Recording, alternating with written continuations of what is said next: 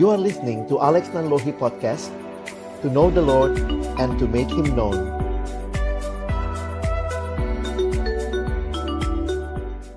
Bapa di dalam surga, kami datang dalam ucapan syukur di hari perhentian yang Kau berikan kepada kami. Terima kasih Tuhan, kami boleh sama-sama bersekutu memuji, memuliakan nama-Mu. Dan tiba waktunya untuk kami membuka firman-Mu ya Tuhan. Kami mohon, biarlah waktu kami akan membuka firman-Mu, bukalah juga hati kami. Jadikanlah hati kami seperti tanah yang baik, supaya ketika benih firman-Mu ditaburkan boleh sungguh-sungguh berakar, bertumbuh, dan juga berbuah nyata di dalam kehidupan kami.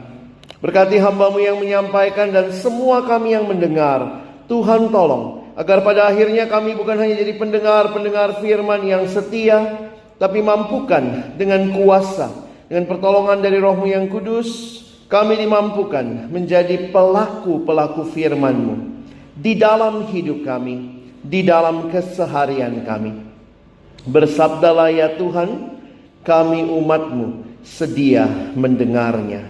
Di dalam satu nama yang kudus dan berkuasa, nama Tuhan kami Yesus Kristus, Sang Firman yang hidup, kami menyerahkan pemberitaan firman-Mu. Amin. Shalom. Selamat pagi, selamat hari Minggu bagi kita sekalian. Bapak Ibu Saudara yang dikasihi Tuhan, Natal sedang kita akan jelang. Ini sudah minggu Advent yang ketiga.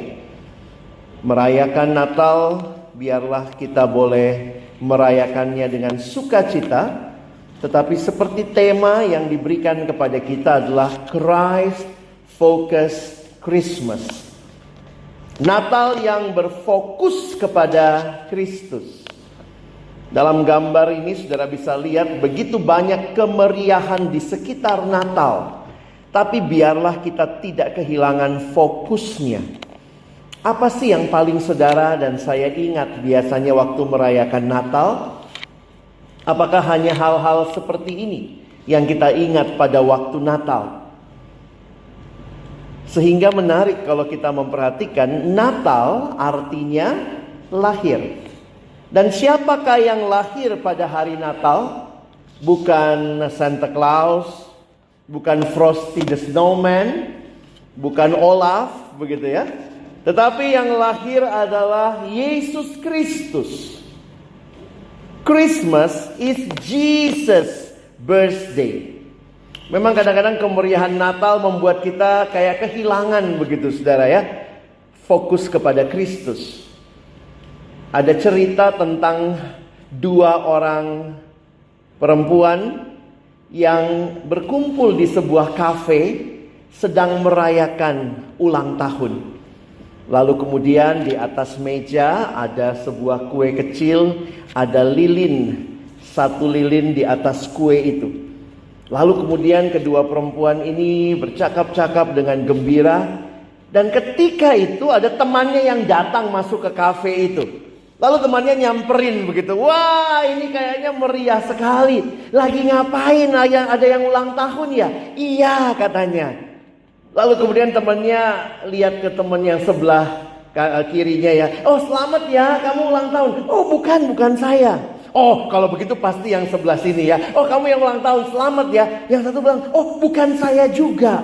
Loh, ini ulang tahun. Tidak katanya. Yang ini juga tidak ulang tahun. Jadi kalian lagi rayakan ulang tahun siapa? Lalu kemudian perempuan yang di sebelah kiri bilang, oh hari ini ulang tahun anak saya. Anak saya baru berusia 1 tahun. Nah kami berkumpul di sini merayakan ulang tahunnya. Anaknya mana? Tinggal di rumah. Soalnya repot bawa bayi umur 1 tahun. Banyak Natal, Yesusnya ditinggal di rumah saudara. Kita merayakan kemeriahan Natal. Tetapi apakah Yesus ada di Natal kita? What is the most important thing about Christmas? The most important thing about Christmas is the first 6 letters. C, H, C-H-R-I-S-T. Yang penting dalam Natal adalah Kristus. Bayangkan, Christmas without Christ tinggal Mas, ya. Saya bilang ini bukan perayaan mas-mas, saudara, ya. Ini Natal. Jadi kiranya Natal kita rayakan sekali lagi menjadi sebuah sukacita bagi kita sekalian. Christmas is empty without Jesus.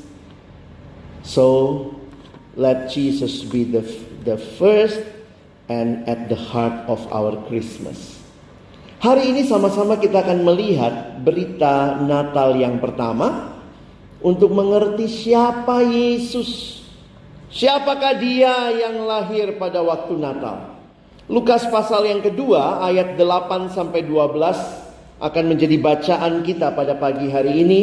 Mari kita akan membaca bergantian. Saya mulai ayat 8, saudara membaca ayat 9. Kita bergantian sampai dengan ayat yang ke-12. Di daerah itu ada gembala-gembala yang tinggal di padang menjaga kawanan ternak mereka pada waktu malam.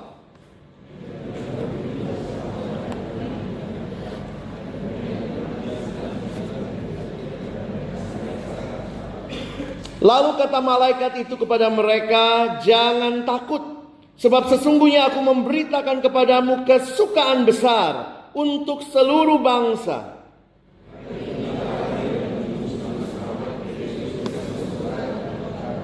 Dan inilah tandanya bagimu. Kamu akan menjumpai seorang bayi dibungkus dengan lampin dan terbaring di dalam palungan." Sedemikian jauh pembacaan firman Tuhan. Kiranya yang berbahagia adalah kita yang bukan hanya membacanya, tapi merenungkannya, melakukannya dalam hidup kita, dan bahkan membagikannya. Saudara yang dikasihi Tuhan, berita Natal yang pertama datang kepada para gembala di padang yang sedang menjaga kawanan ternak mereka pada waktu malam. Dan berita ini menjadi berita yang disebutkan berita kesukaan besar untuk seluruh bangsa.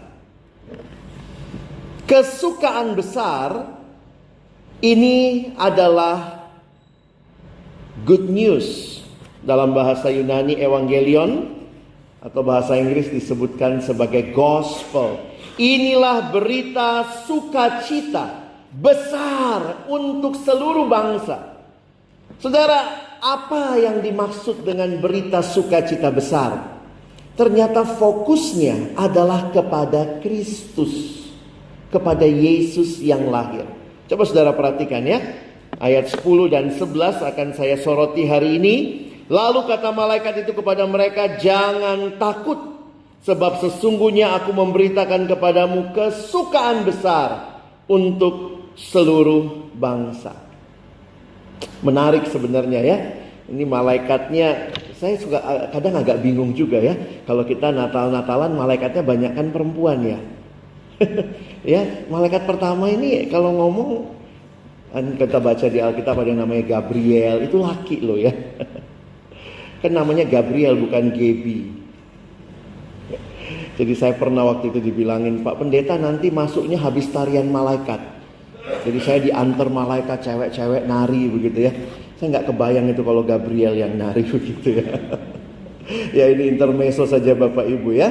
Walaupun memang malaikat tidak berjenis kelamin, tetapi dalam Alkitab ya seringkali kita memahaminya namanya Gabriel dan seterusnya. Nah, berita yang disampaikan fokusnya kepada Yesus. Dan ada tiga nama yang diberikan. Dikatakan telah lahir bagimu juru selamat, Kristus Tuhan.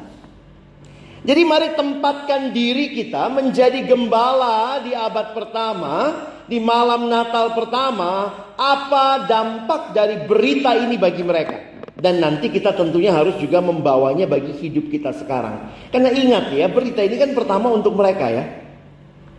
Apa artinya juru selamat? Apa artinya Kristus? Apa artinya Tuhan? Tiga hal ini akan menjadi sorotan kita untuk mengerti Christ Focus Christmas. Mari kita lihat yang pertama, dikatakan juru selamat, Savior. Saudara, ini adalah berita sukacita besar. Akhir tahun banyak berita sukacita ya, di mall-mall ya. Diskon 50% off. Tetapi realitanya seringkali berita sukacita yang dunia tawarkan itu hanya berita sukacita untuk bagian tertentu, untuk kelompok tertentu. Contoh, 50% off, diskon, itu berita sukacita. Kalau saudara banyak duit sih seneng kali ya. Tapi kalau saudara nggak punya duit, itu mau on kek, mau off kek, diskon apa tidak perlu. Banyak kali berita yang kita dengar itu cuman bahagia, menjadi berita kesukaan untuk sekelompok orang. Contoh ya, misalnya kalau saudara pendukung bola ya, misalnya dikasih tahu bahwa Manchester United menang melawan Liverpool. Saudara, ini berita sukacita atau duka cita? Untuk Manchester United itu sukacita. Untuk Liverpool duka cita. Adakah berita yang sukacita untuk seluruh bangsa? Karena itu yang dikatakan oleh malaikat.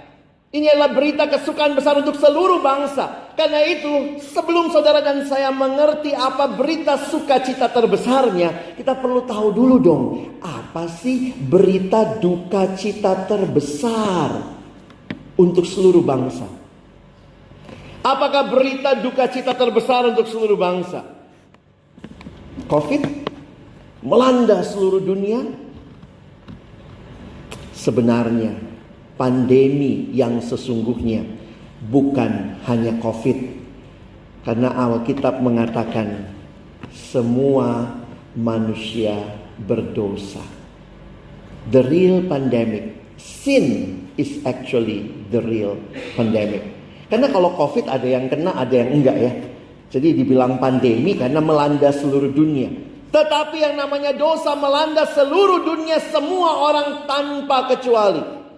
Roma 3 ayat 23 berkata, karena semua orang telah berbuat dosa dan telah kehilangan kemuliaan Allah. Kenapa Yesus yang datang menjadi juru selamat ini berita kesukaan besar untuk seluruh bangsa? Karena seluruh bangsa, semua orang berdosa.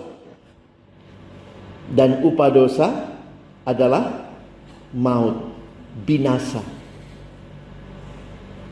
Roma pasal 3, Roma pasal 6 ayat 23a. Sebab upah dosa ialah maut.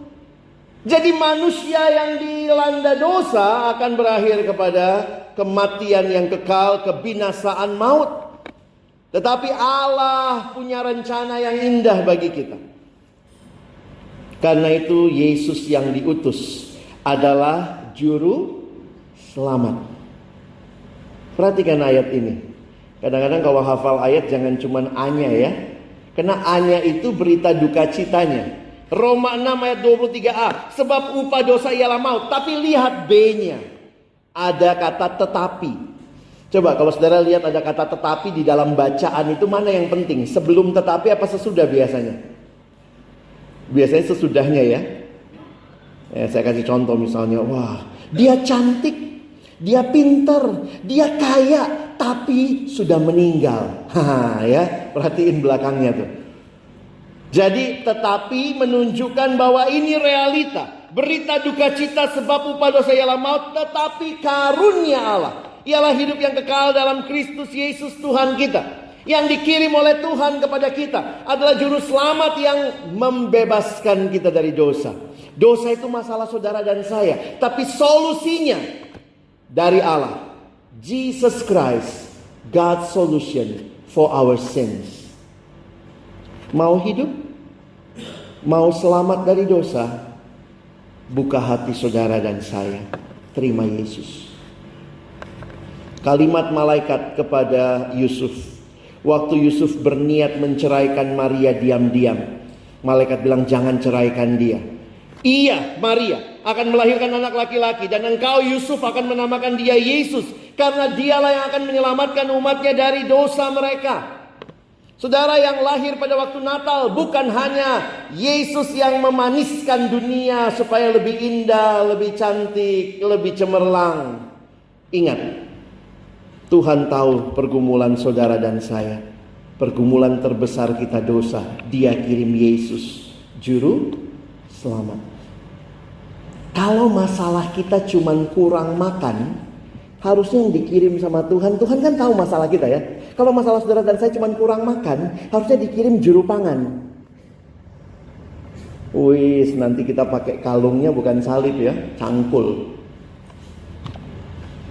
Kalau masalah saudara dan saya cuma masalah hukum, yang dikirim hakim agung. Nanti kalung kita palu. Kalau masalah saudara dan saya cuma masalah pendidikan, pasti yang dikirim adalah dosen agung, guru agung. Tapi masalah saudara dan saya adalah dosa, dan Tuhan mengirimkan juru selamat. Natal kita memperingati, merayakan kelahiran juru selamat yang membuat saudara dan saya bebas dari dosa. Karena itu kalau kita mengalami Natal, kita menerima Yesus sebagai juru selamat, maka ini yang harus terjadi dalam hidup kita. Bukan lagi hidup di dalam dosa, tapi hidup di dalam kebenaran.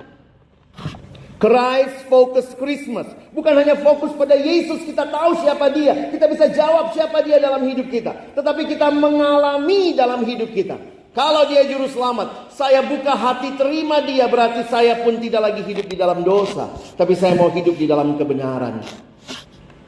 Apakah dalam bisnis kita juga menyatakan kebenaran?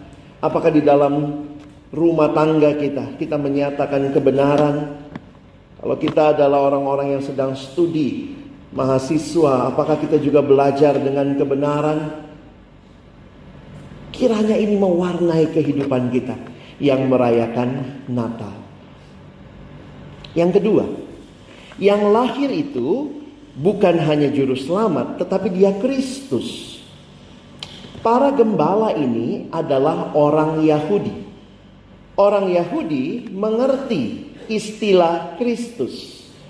Kristus dalam bahasa Inggris adalah Christ. Kalau saudara masih bawa Alkitab cetak, ya, udah banyak yang nggak bawa Alkitab cetak sekarang ya, karena pakai HP suci ya, bukan kitab suci, HP suci, tab suci. Saudara kalau lihat di dalam Alkitab pada bagian kamus, nah coba kita lihat apa artinya Kristus di dalam kamus Alkitab. Kristus ini adalah terjemahan Yunani dari kata Ibrani, jadi Ibraninya Mashiach atau Mesias. Jadi Kristus sama dengan Mesias. Dalam bahasa Arab Al-Masih. Jadi saya juga baru ngeh gitu ya, kalau saudara-saudara kita mengatakan Isa Al-Masih, berarti dia mengatakan Isa Mesias, Kristus. Artinya apa? Yesus disebut Kristus karena dialah yang dipilih Allah menjadi juru selamat, penyelamat dan Tuhan. Akhirnya nama Kristus itu kayak melekat pada Yesus. Makanya ditanya, Yesus yang mana? Yesus Kristus. Itu bukan famnya ya. Yesus famnya Kristus, enggak.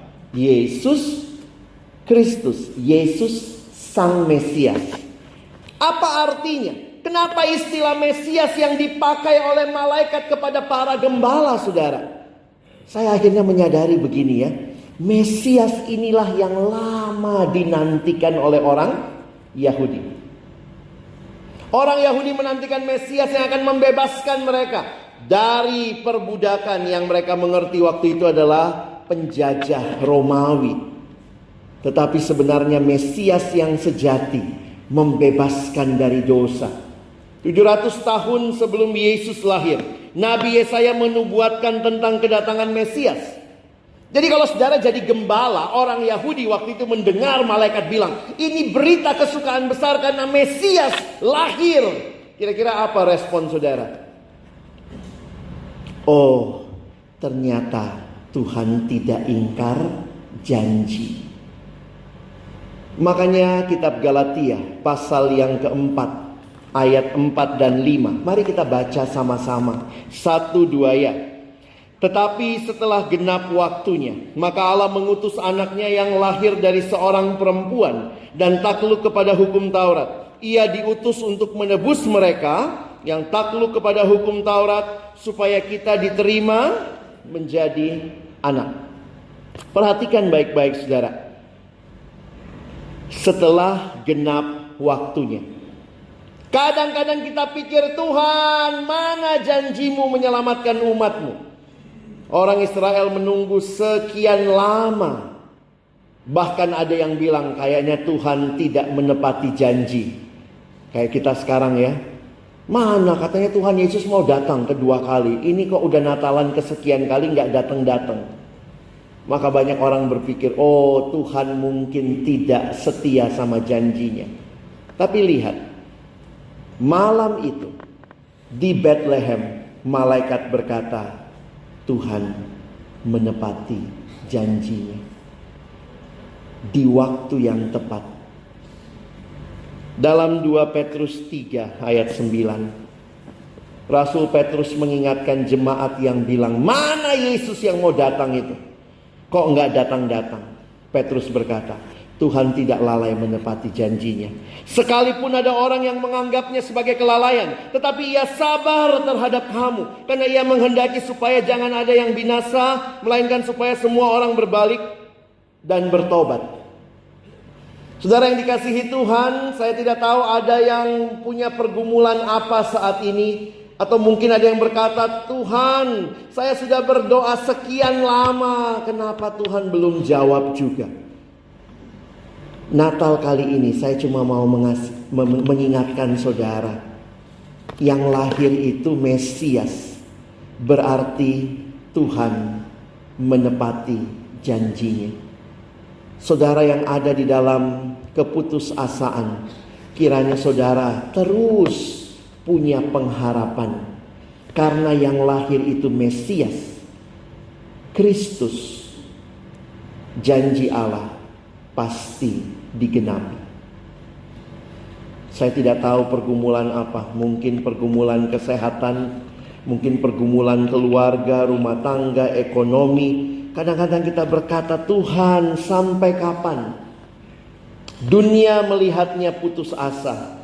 Tapi pandanglah Yesus yang memberikan pengharapan. Pengharapan membuat kita tidak takut akan masa depan.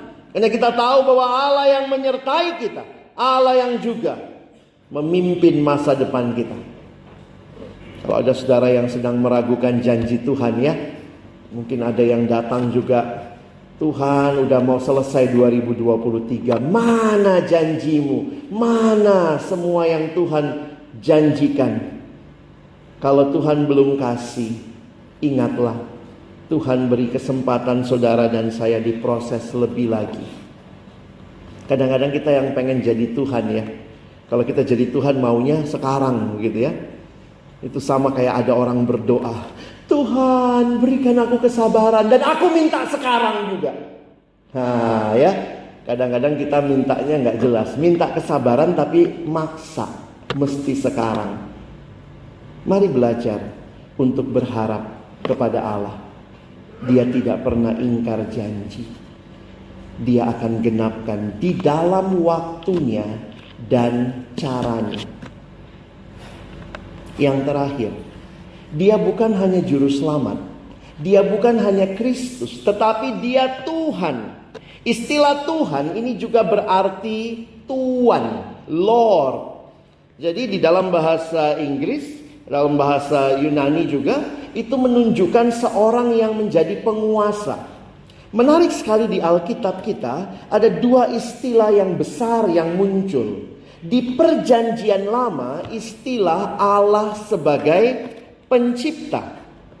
Kalau saudara perhatikan, ini istilah yang banyak di dalam Perjanjian Lama. Allah sebagai pencipta. Saya kasih contoh. Kalau misalnya saya cipta benda ini, begitu saya cipta benda ini, begitu dicipta pertama kali, benda ini punya siapa? Punya penciptanya ya. Ya, jangan bilang, tapi kan bisa dijual Pak, tahan dulu otak dagangnya ya. Ini begitu dicipta, pertama kali dicipta punya siapa? Punya yang mencipta. Jadi siapa tuannya benda ini? Penciptanya. Ya. Makanya kalau ini dicipta, ya ini punyanya pencipta. Kalau saudara dan saya dicipta, nah ini kadang-kadang kita lupa diri. Kita suka merasa kita pencipta. Ingat loh, kita cuma ciptaan. Jangan sombong. Allah tanpa manusia, dia tetap Allah. Tapi manusia tanpa Allah, kita bukan siapa-siapa. Ya. God without man is still God. But man without God is nothing. Nah, yang kedua, istilah yang besar di dalam Alkitab sejak perjanjian lama ditegaskan di perjanjian baru adalah penebus. Menarik ya. Kalau mencipta, begitu dicipta punya yang mencipta. Menebus itu menarik. Kalau misalnya ada sebuah benda terjual, tergadai, maka waktu benda ini saya tebus, saya bayarkan sejumlah uang atau saya tukar barang supaya ini jadi kembali milik saya. Jadi Bapak Ibu Saudara, di dalam konsep cipta dan konsep tebus, dua-duanya punya konsep kepemilikan. Dan Yesus menebus kita. Bapa mencipta kita, Yesus menebus kita. Kalau kita gabungkan konsepnya, berarti kita ini punya siapa? Miliknya siapa? Miliknya Dia. Kalau kita adalah miliknya, siapa yang harus saudara dan saya layani? Dia. Siapakah Tuhan kita? Dia. Berarti sekarang kalau kita merayakan Natal, kita katakan Dia Tuhan. Banyak orang cuma senang Yesus sebagai juru selamat ya. Asik aku diselamatkan. Tapi maukah kita menjadikan Dia Tuhan, Raja satu-satunya dalam hidup kita? Seorang bernama Hudson Taylor, pendiri dari pelayanan di China OMF, dia berkata, Christ is either Lord of all or He is not Lord at all. Harusnya kalau Dia adalah sungguh-sungguh Tuhan, Dia Tuhan atas segalanya, termasuk atas hidupku. Kalau tidak ya Dia bukan siapa-siapa. Maukah saudara yang merayakan Natal sekarang ikut Dia? Ikut membawa seluruh hidup kita, dipersembahkan kepada Dia. Karena yang lahir ini Tuhan, saudara. Kalau betul Dia Tuhan, maka fokus kita bukan lagi hidup kita. Tetapi fokus kita bukan self-centered, tetapi harusnya God-centered. Saya rindu Natal bukan hanya sekadar perayaan, tapi benar-benar mengingat, kalau Dia juru selamat, maka saya berhenti berdosa, tidak menikmati hidup dalam dosa. Kalau Dia Kristus, itu berarti Tuhan tidak pernah lupa janjinya. Saya pegang terus janji Tuhan. Dan karena Dia Tuhan, Natal harusnya membuat kita makin hidup selaras dengan kehendak-Nya, makin hidup merajakan Dia. Maukah saudara fokuskan Natalmu pada Kristus? Ini kepastian yang Dia berikan. Saya coba simpulkan dengan kalimat ini.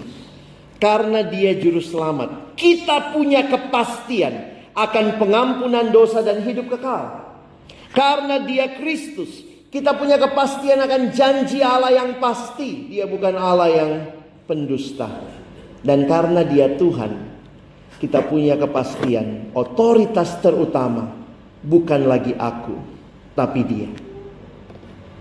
Inilah berita sukacita yang disampaikan malaikat. Malaikat tidak ngomong soal kue Natal, malaikat tidak ngomong soal nastar, putri salju ya. Malaikat tidak ngomong itu semua. Malaikat tidak ngomong soal hal-hal yang kayaknya buat kita sangat fokus sekarang.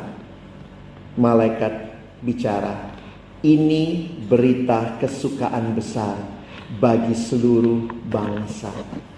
Karena ini berita kesukaan besar, mari kita juga membawa kabar sukacita ini. Kita membawa kabar ini kepada dunia yang tidak mengenal siapa Yesus. Kita Natalan ya Bapak Ibu ya, tanggal 24 ada ibadah, tanggal 25 ada ibadah. Adakah keluarga yang kita mau ajak untuk datang? Adakah orang-orang yang kita rindu di Natal kali ini? Tuhan, saya berdoa mau mengajak mereka supaya mereka datang dengar berita Natal. Kita akan bicara the miracle of Christmas. Kiranya sungguh-sungguh kita yang mengalami berita sukacita itu, kita memberitakan kepada orang-orang yang kita kenal. Kiranya Tuhan menolong tahun ini Natal kita berfokus kepada Kristus. Selamat menyambut Natal. Percayalah bahwa Dia yang lahir, Dia Juru Selamat, Dia Kristus, dan Dia Tuhan. Amin. Mari berdoa. Terima kasih banyak untuk firman-Mu Tuhan. Kalau kami kenal Engkau Yesus, hari ini kami makin memahami siapa Engkau yang hadir bagi kami. Engkau Juru Selamat supaya kami tidak terus hidup dalam dosa. Engkau Mesias supaya kami tidak pernah ragu akan janji-janji-Mu. Engkau adalah Tuhan supaya dalam hidup kami tidak salah menempatkan yang paling utama. Bukan diri kami, bukan harta, bukan kesenangan, tapi Kristus, dan kami mau hidup seturut kehendak-Mu. Biarlah Natal tahun ini fokus kami kepada Engkau saja. Bersyukur, tolong kami bukan cuma jadi pendengar, tapi jadi pelaku firman-Mu. Dalam nama Yesus kami berdoa. Amin.